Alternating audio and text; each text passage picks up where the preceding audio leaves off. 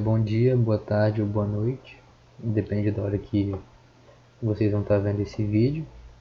A gente vai estar aqui agora apresentando um trabalho com o tema de EDOs aplicados na ciência e tecnologia dos materiais.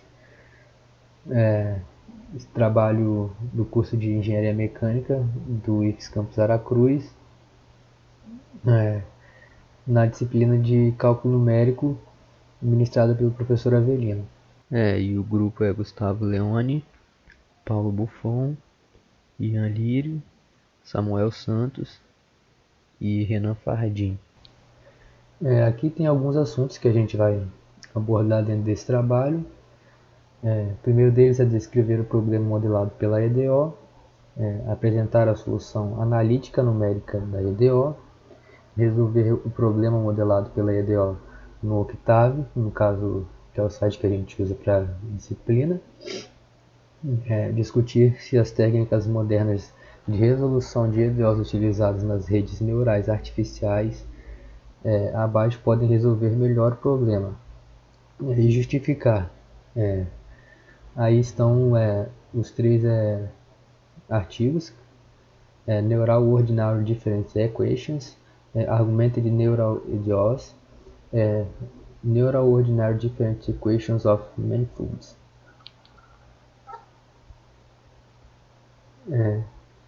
Antes de entrar nos métodos de EDOs utilizados na disciplina de tecnologia dos materiais, a gente vai ver algumas características de equações diferenciais e o que as diferencia uma das outras. Isso será importante porque teremos métodos distintos para diferentes tipos de equações diferenciais, né? Em primeiro lugar, vamos lembrar que uma equação diferencial ela é uma equação envolvendo derivadas de uma função incógnita que se quer determinar. Aqui abaixo a gente tem uns 4 exemplos que eu vou aprofundar neles mais à frente.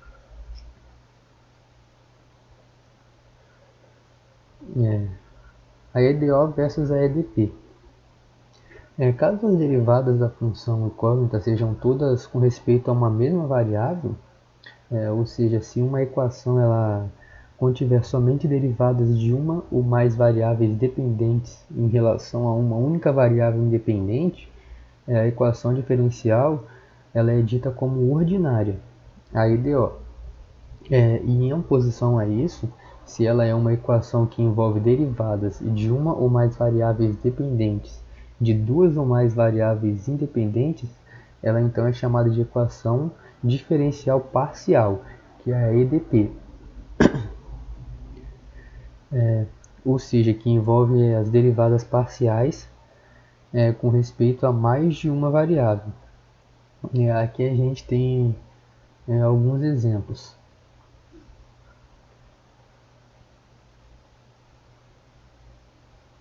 A ordem das equações diferenciais. Determinada nessa equação ela é ordinária ou parcial. Outra característica importante é a ordem da equação diferencial. A ordem da equação diferencial ela é igual à ordem da derivada mais alta da equação. Como a gente pode ver aqui, aqui a gente tem as equações de primeira ordem e aqui a gente tem as equações de segunda ordem.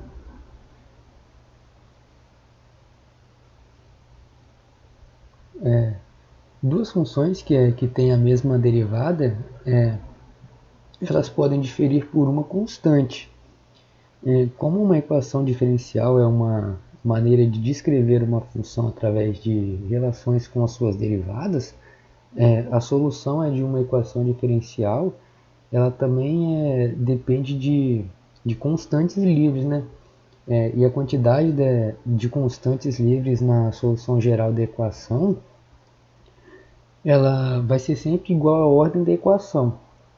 Aqui a gente tem alguns exemplos. Por exemplo, nesse primeiro exemplo, a gente tem que determinar a função y, cuja derivada é igual a 2t. Como funções que diferem apenas por constantes, elas têm a mesma derivada, a equação diferencial, ela por si só, ela não determina unicamente uma função, né? E sempre vai ficar uma constante aqui arbitrária, que não pode ser determinada pela equação diferencial. Um segundo exemplo, eu já quero determinar uma função u em que a derivada ela é igual à própria função. E a gente já sabe que a solução para essa equação é a função exponencial vezes a constante, que a gente tem que uma constante arbitrária. No terceiro exemplo, a gente está procurando uma função v em que a derivada segunda dela, tá vendo aqui? Em que a derivada segunda seja igual a menos a função. A gente sabe que as funções que a derivada segunda é menos a função são funções trigonométricas seno e cosseno. Então a solução geral dessa equação é a constante vezes o cosseno de t mais uma outra constante arbitrária vezes o seno de t. A gente pode observar que a primeira equação é uma equação de primeira ordem e igual à segunda. Também é uma equação de primeira ordem. E já a terceira, ela é uma equação de segunda ordem. E a gente pode observar que o número das constantes arbitrárias, no caso que aparece na solução, é igual à ordem da equação. Igual aqui a gente teve uma equação de primeiro grau, uma constante arbitrária. Aqui no segundo exemplo, a mesma coisa. Já aqui no terceiro exemplo, aqui é uma equação de segunda ordem, a gente já teve duas constantes arbitrárias.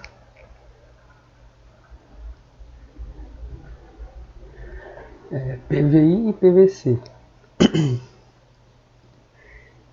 Para se determinar completamente uma função através de uma equação diferencial, algumas condições adicionais que permitem determinar as constantes livres devem ser fornecidas. Essas condições elas podem ser condições iniciais ou condições de contorno. As condições iniciais elas são prescritas todas em um mesmo ponto. Por exemplo, nesse primeiro caso aqui, nessa primeira equação foram fornecidas duas condições. Uma sobre o valor de y e outra sobre o valor de y'. E ambas em t igual a zero. Então, este problema é dito um problema de valor inicial, que é o PVI. Por outro lado, já nessa segunda equação, uma condição foi dada em t igual a zero e outra equação foi dada em t igual a 2. E por isso, ele é dito um problema de valor de contorno, o PVC.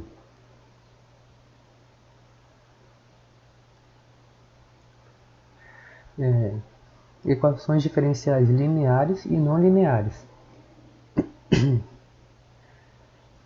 Por fim, a gente pode ter equações diferenciais lineares e não lineares.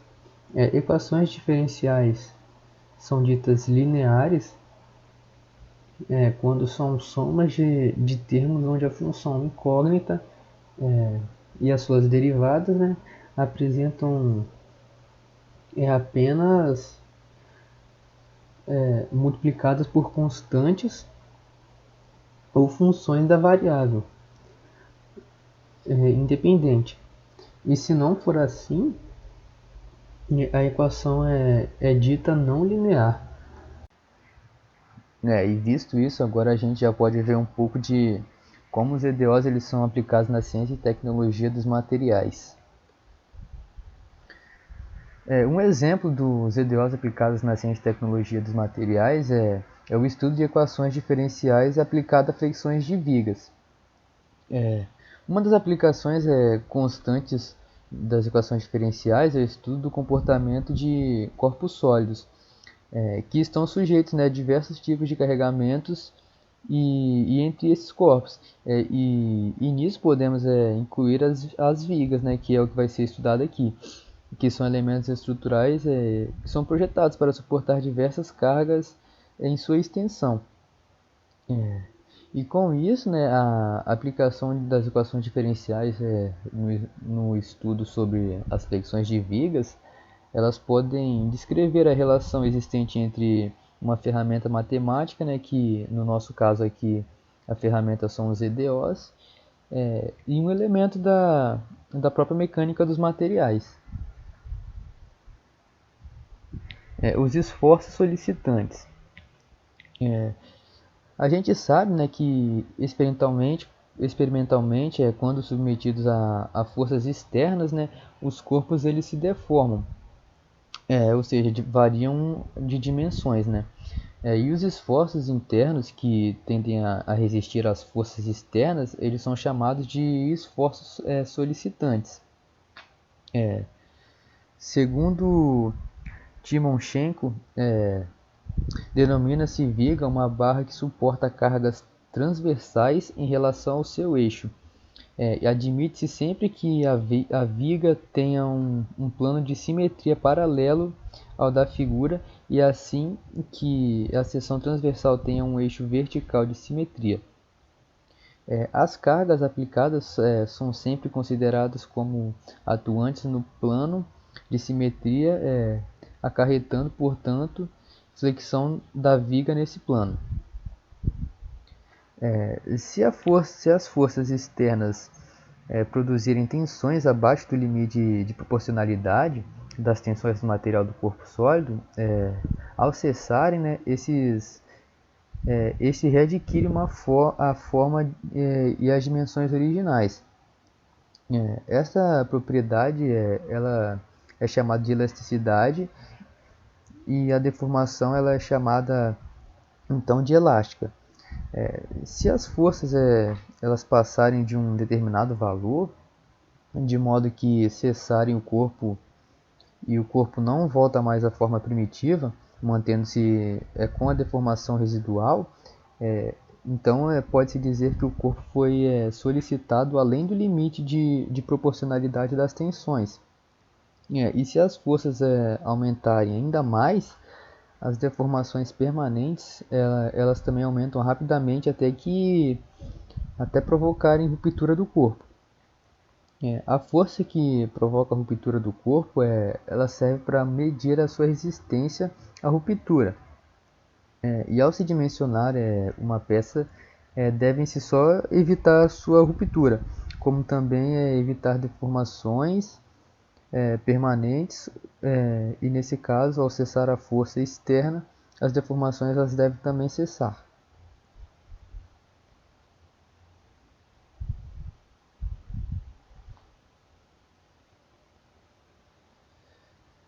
Quando uma viga ela sofre ação de forças ou momentos, são criadas tensões, né? E deformação no seu interior. E para determinar essas tensões e deformações, primeiramente a gente deve encontrar as forças e os momentos internos que atuam nas seções transversais da viga. Por meio da estática, a gente pode ver que a resultante das tensões agindo na seção transversal ela pode ser reduzida a uma força de cisalhamento, ou a um momento fletor.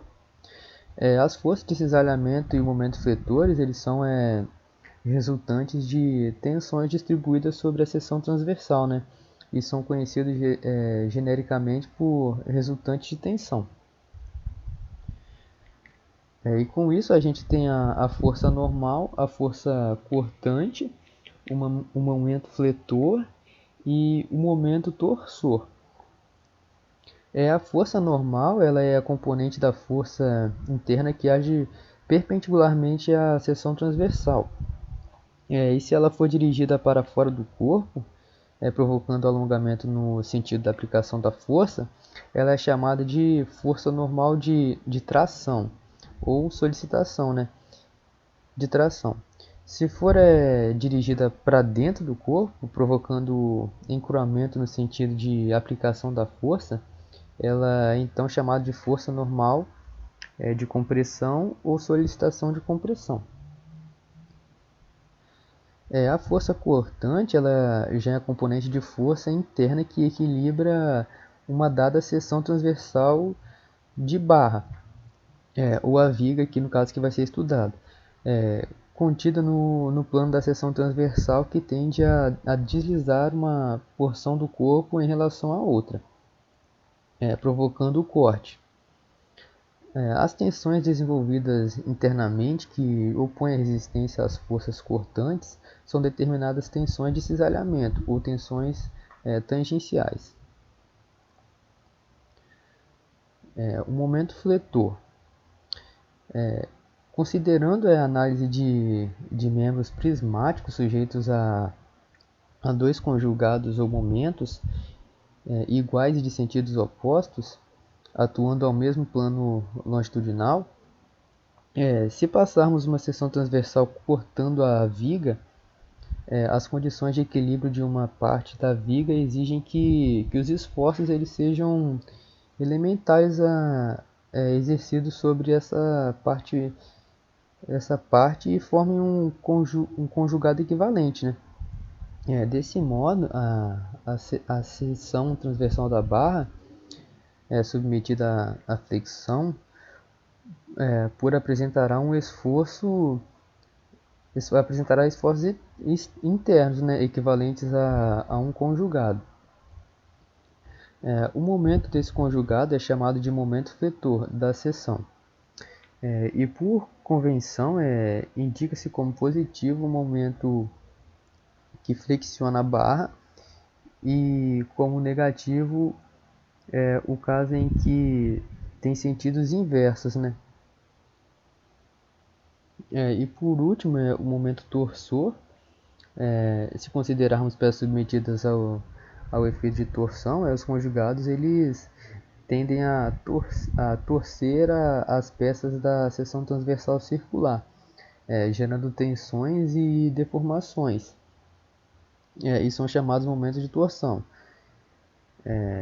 Momentos de torção de torsionais ou torque, e são conjugados da mesma intensidade e sentidos opostos.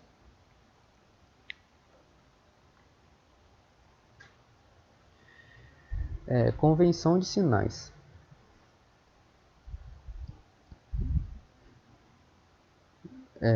Ao observar as convenções de sinais, né, para as forças de cisalhamento e momentos fletores, devem-se ater ao fato de que sinais algébricos de uma mesma tensão, resultante determinado pelo modo como ela deforma o próprio material em que atua, né, em vez de ser determinado pela sua direção no espaço. No caso de uma viga, uma força de cisalhamento positiva ela tende a girar o material no sentido horário, e uma força de cisalhamento negativa ela tende a girar o material no sentido anti-horário.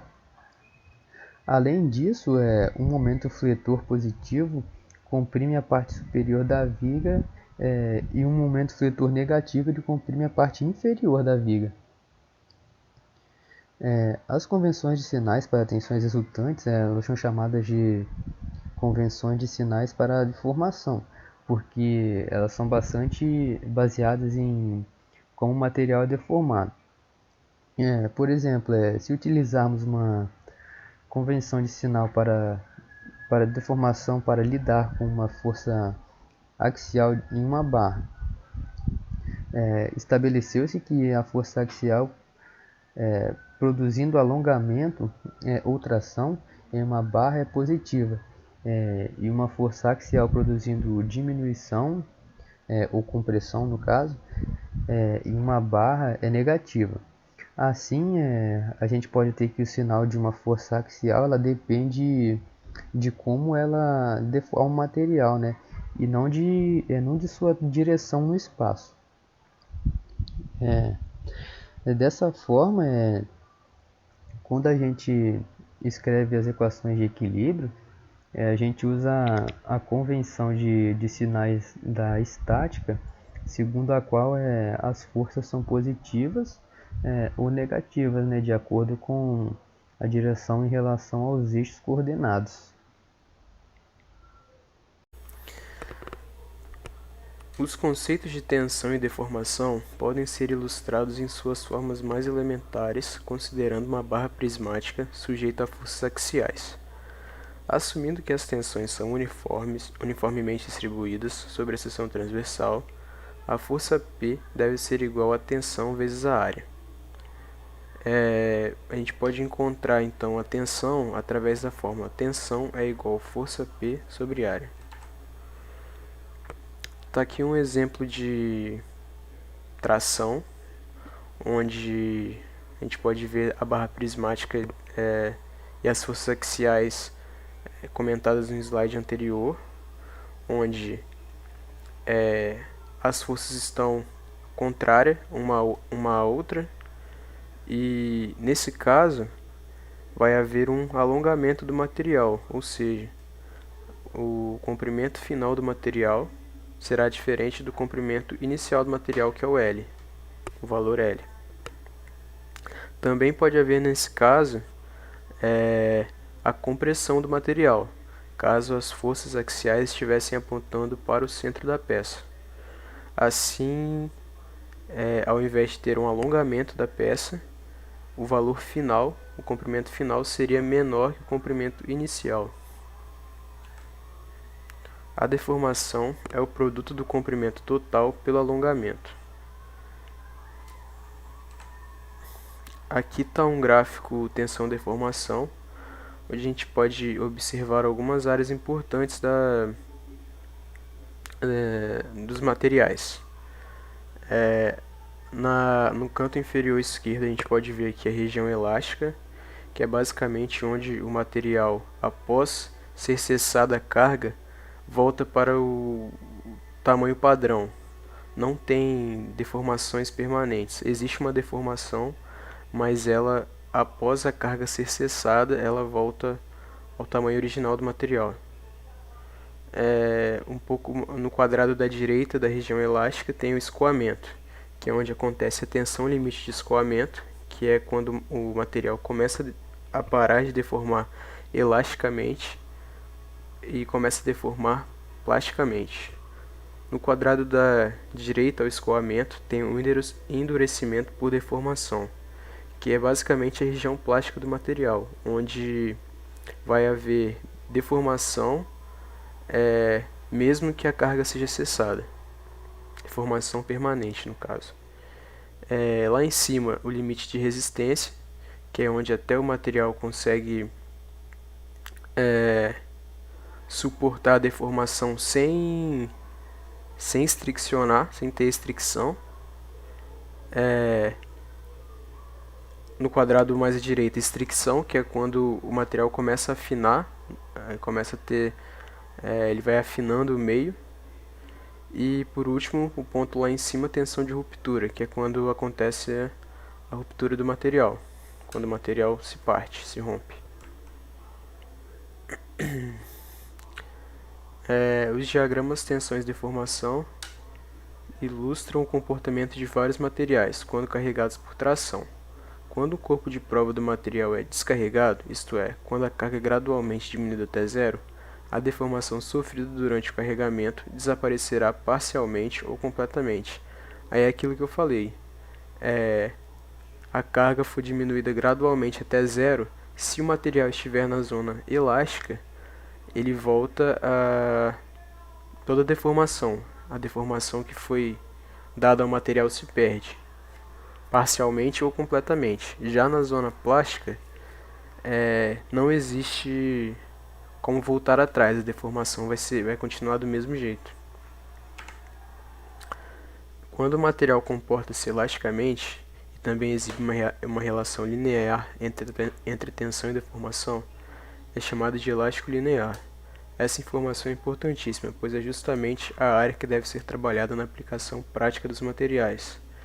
Com ela, podemos evitar que haja acidente envolvendo deformações permanentes do material. A relação linear entre tensão e deformação para uma barra em tração ou compressão é chamada de lei de Hooke. É definida como tensão normal é igual ao modo de elasticidade vezes deformação específica. Lembrando que a lei de Hooke se aplica apenas na fase elástica do material, ou seja, caso o material passe para a forma plástica, a deformação plástica, a lei de Hooke não se aplica mais. Outro dado importante para essa parte de ensaios dos materiais é o coeficiente de Poisson, que é dado pela letra V, que ele mede a deformação transversal em relação à direção longitudinal de aplicação de carga de um material homogêneo e isotrópico. A relação estabelecida é entre deformações ortogonais. Ele pode ser dado através dessa fórmula, né? Que é a deformação transversal é igual ao coeficiente de Poisson vezes tensão sobre módulo de elasticidade. O coeficiente de Poisson ele pode ser obtido, né, através dessa fórmula, que é coeficiente de Poisson é igual à deformação lateral do material sobre a deformação longitudinal. Também, além da tensão de tração e tensão de compressão, temos também a tensão de cisalhamento, que ela age tangencialmente à superfície do material. Nesse caso, são criadas tensões cortantes. Para determinar as tensões nesses casos, é usada a tensão cortante total vezes a área cortante. Aqui está um esquema onde mostra bem como que funciona a tensão de cisalhamento. Na imagem de cima tem essa peça, onde a gente pode observar ali que as áreas estão bem destacadas, né? Tem a região A, a região B, que é o parafuso, e a região C. A gente pode notar que existem as forças axiais ali apontando uma para cada canto, né? Elas estão contrárias uma à outra. E numa vista técnica aqui embaixo, na esquerda, a gente pode ver que existe uma força puxando para a esquerda e uma para a direita. E essa força vai fazer com que o parafuso, que é a área B, seja cortada, fazendo com que fique apenas um pedaço do parafuso, como ali na terceira vista, né, que é a vista da parte inferior direita. Bom, vou falar um pouco de linha elástica de vigas. Vigas são elementos de barra submetidos a cargas transversais em relação ao seu eixo e destinados a vencer o vão. As cargas elas podem ser classificadas em relação à área em que são aplicadas, concentradas ou distribuídas. As cargas concentradas são aquelas cuja superfície de contato com o corpo que lhe resiste é desprezível comparada com a área do corpo. As cargas distribuídas são aquelas aplicadas ao longo de um comprimento ou sobre uma superfície, podendo ser uniforme ou não uniforme. Aqui nós temos uma representação de uma viga em 3D. Elementos da estática, forças no plano. A força representa a ação de um corpo sobre o outro, e ela é caracterizada pelo seu ponto de aplicação, sua intensidade, direção e sentido, sendo assim considerada uma grandeza vetorial. Sua intensidade ela é expressa em Newton no Sistema Internacional de Unidades.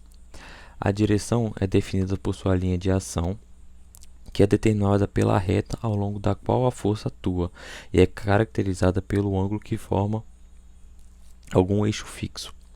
Já o sentido da força é indicado por uma seta vetor. Equilíbrio de um ponto material.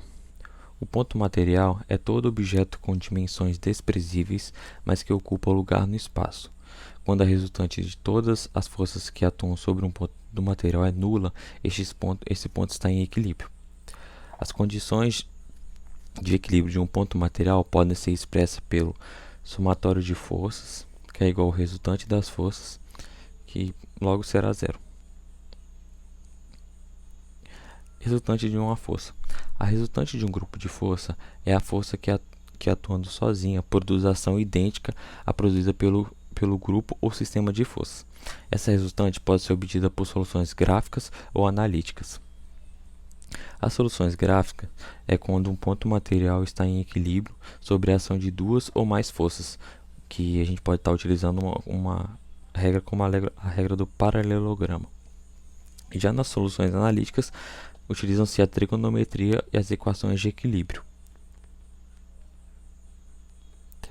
Tipos de apoio. Para o estudo do equilíbrio dos corpos rígidos, além das forças externas que agem sobre ele, precisamos também conhecer como este corpo está apoiado.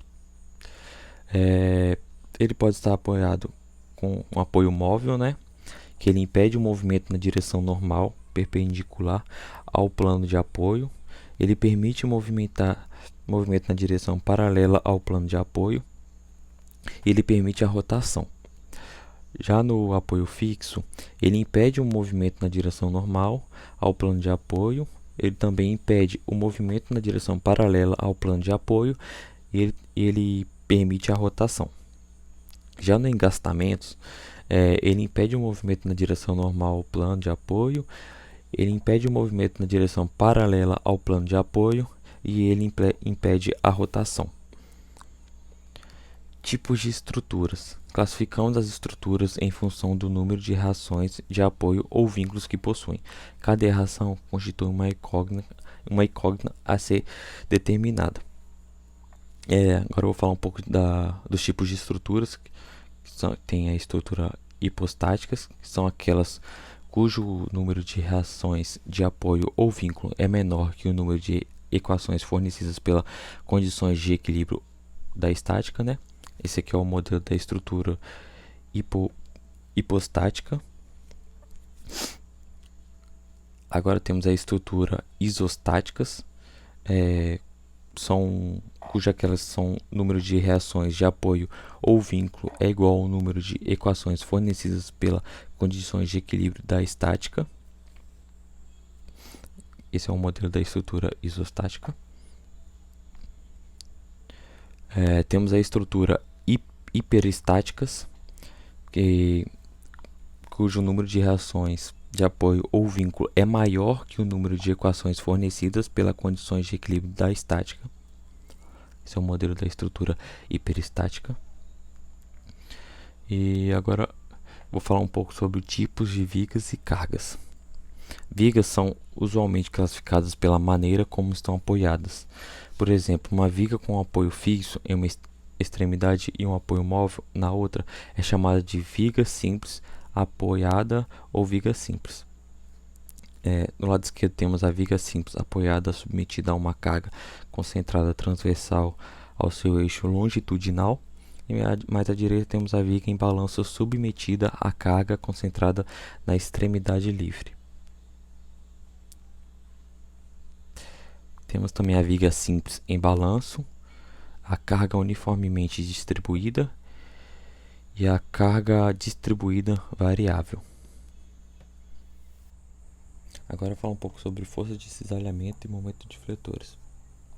Quando uma viga ela sofre a ação de forças ou momentos, são criadas tensões e deformações em seu interior. Para determinar essas tensões e deformações, primeiro devemos encontrar as forças e os momentos internos que atuam nas seções transversais das vigas. A estática nos ensina que o resultante das tensões agindo na seção transversal pode ser reduzida a uma força de cisalhamento em um momento de fletor. Tanto que a força de cisalhamento, quanto o momento de fletor atuam no plano da viga, o vetor da força de cisalhamento ele está no plano da figura e o vetor no momento fletor ele é perpendicular ao plano da figura. A força de cisalhamento em momentos fletores, assim como as forças axiais em barras e torques internos em eixo, são resultantes de tensões distribuídas sobre a seção transversal.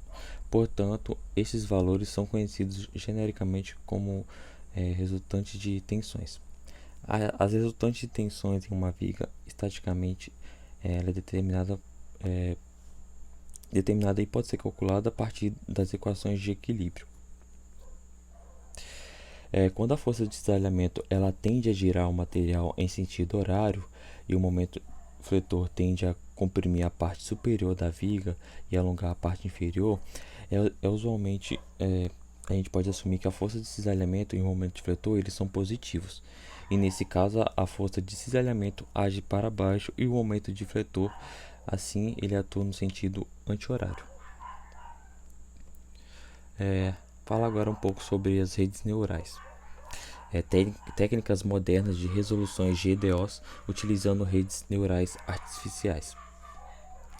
Os novos modelos usam redes neurais profundas para solucionar famílias inteiras de equações diferenciais parciais, deixando sistemas complicados mais fáceis de resolver em um tempo consideravelmente mais curto. As equações diferenciais parciais elas são usadas nas fabricações de aviões de passageiros para calcular o impacto de ondas sísmicas ao redor do planeta, ou para simplesmente prever a propagação de uma doença entre a população de uma determinada região. Difíceis de solucionar. Métodos aproximados geralmente são usados para tentar resolver as equações diferenciais parciais. Mas mesmo assim, eles podem gastar milhões de horas de processamento e nem sempre chegam a um resultado satisfatório. Na nova abordagem, os pesquisadores eles construíram outros tipos de redes neurais artificiais que podem aproximar essas soluções mais rapidamente do que os sistemas tradicionais. As novas redes neurais também podem ser treinadas para resolver vários tipos de equações parciais de forma autônoma. Um matemático Sid Hata Mishaha, não sei se pronuncia assim, ele disse que as novas redes profundas fazem algo dramaticamente diferente. Elas mapeiam um espaço de dimensões infinitas sobre diversos horizontes possíveis em uma velocidade impressionante. Essa figura aí é uma rede neural profunda.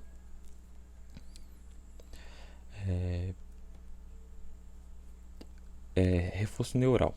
O elemento básico de uma rede neural são os neurônios artificiais, que recebem um conjunto de entradas que eles multiplicam cada uma por um determinado peso e somam os resultados.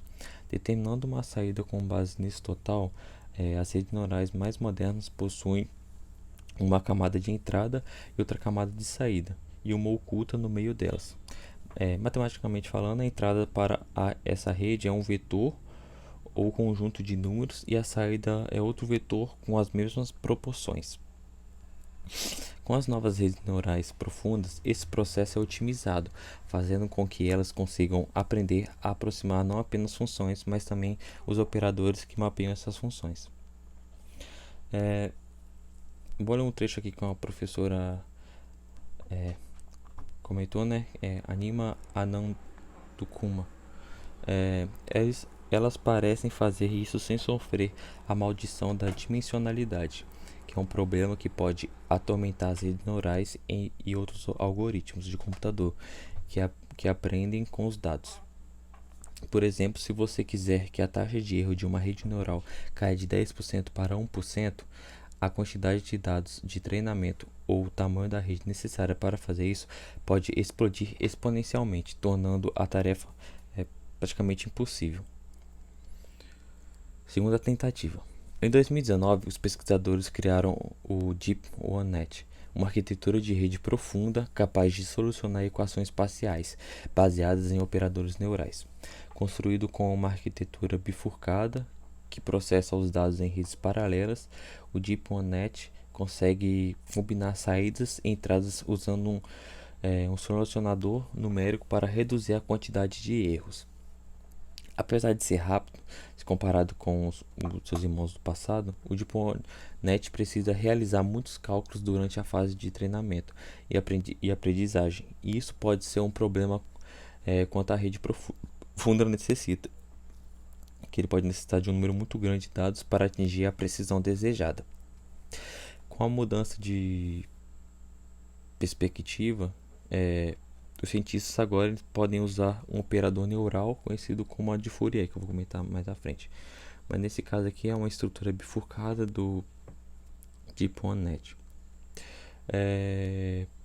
O operador neural Fourier ele possui uma arquitetura muito mais rápida. Basicamente, antes de enviar os dados de treinamento em uma única camada de neurônios artificiais, eles submetem esses dados a uma transformação matemática que decompõe uma função contínua em várias funções senoidais. A gente pode ver no operador aqui. Um professor também explica, vou abrir aspas aqui, este processo acaba sendo muito mais direto do ponto de vista computacional do que o DeepNet e é semelhante a resolver uma equação diferencial parcial, realizando uma operação matemática complicada chamada de convolução. Segundo os pesquisadores, esses são apenas os primeiros passos para o desenvolvimento de redes neurais mais inteligentes, capazes de desenvolver equações em um sistema caótico com um modelo climático ou solucionar problemas matemáticos que perseguem o intelecto humano há vários séculos aí. Difusão em estado estacionário. A gente decidiu focar na ideia de difusão estacionária porque a de segunda ordem a gente não estava conseguindo desenvolver, tá? A gente estava tendo algumas desavenças. Então, para que o trabalho tenha mais produtividade, a gente focou em difusão em estado estacionário.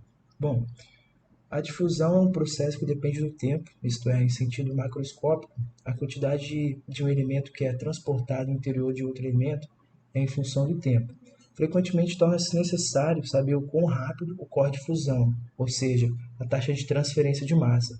Essa taxa é, com frequência, expressa como fluxo de fusão, definido como sendo a massa, ou de forma equivalente, o número de átomos m, que está em difusão através e perpendicularmente a uma área unitária de secção reta do sólido por unidade de tempo. Então, matematicamente, a gente pode expressar como J igual a m dividido por A vezes T, onde A representa a área através da qual a difusão está ocorrendo e o T é o tempo de difusão decorrido. Se a gente for formar diferencial, essa expressão dá para dizer que ela vai ficar 1 sobre A vezes dm dt. As unidades para J elas são definidas como os quilogramas ou átomos por metro quadrado por segundo. Se o fluxo difusivo não varia ao longo do tempo, existe uma condição de estado estacionário. Um exemplo comum de difusão em estado estacionário é a difusão dos átomos de um gás através de uma placa metálica para a qual as concentrações ou pressões do componente de difusão com ambas as superfícies da placa são mantidas constantes. Então, quando a concentração C é plotada em função da posição ou distância no interior do sólido X, a curva resultante é conhecida por perfil de concentração. A inclinação, ou coeficiente angular, é um ponto particular sobre a curva, é o gradiente de concentração, que é definido como dC sobre dx. No tratamento em questão, admite-se que o perfil de concentração é linear, conforme aqui na figura da primeira lei de Fick. Então, se a gente pegar o coeficiente de gradiente de concentração, dC sobre dx, que fica igual CA menos CB dividido por XA menos XB, e a gente conseguir conciliar com a função J, M dividido por A vezes T, a gente vai ter a primeira lei de Fick, que para problemas de difusão, algumas vezes torna-se conveniente expressar a concentração em termos de massa do componente em difusão por unidade de volume sólido, quilogramas por metro cúbico ou gramas por centímetro cúbico. A matemática de fusão em estado estacionário ao longo de uma única direção X ela é relativamente simples. pelo fato de que o fluxo ele é proporcional ao gradiente de concentração de acordo com a expressão J igual a menos D, vezes dC sobre dx. A constante de proporcionalidade D é chamada de coeficiente de difusão e é expressa em metros quadrados por segundo. O sinal negativo nessa expressão indica que a direção da difusão se dá contra o gradiente de concentração, isso é, de concentração mais alta para a concentração mais baixa. E, bom, a primeira lei de Fick, a gente vai focar nela, no nosso problema que a gente escolheu, a equação que descreve o fluxo de difusão, né? Como eu já disse, J é o fluxo de difusão, D é o coeficiente de difusão, dC é a variação de concentração e dx é a variação de espessura da placa. O problema proposto foi o seguinte: calcule a variação de concentração em uma placa de plástico de 6 mm que sofreu uma difusão com J igual a 4,53 vezes 10 a menos 6 gramas por metros quadrados por segundo, a 600 graus Celsius. Considerando um coeficiente de difusão de D igual a 1,7 vezes 10 a menos 8 metros por segundo, uma concentração inicial de 0,4 kg de hidrogênio, calcule a variação de concentração ao longo da placa. Bom, temos a ideal separável, que é a primeira lei de Fick. Separando, temos ela da forma dC igual menos J sobre D vezes dx. Com isso, integrando os dois lados, a gente vai ter C2 menos C1 é igual a menos J sobre D vezes x2 menos x1. Substituindo os valores, obtém-se a resolução analítica. Lembrando que a difusão se dá do lado mais concentrado para o lado menos concentrado. Logo, x2 igual a 0 metros e x1 igual a 0,006 metros. Resolvemos o nosso programa utilizando a primeira lei de Fick, que se trata basicamente de uma lei quantitativa de uma forma de equação diferencial que descreve diversos casos de difusão de matéria ou energia em meio a qual iniciamos não existe equilíbrio químico ou térmico. Recebe o nome de Adolf Eugen-Fink.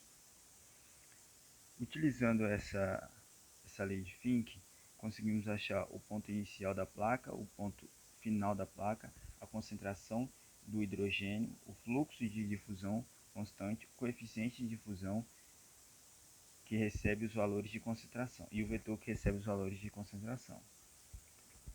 Os números dos pontos a serem analisados no intervalo.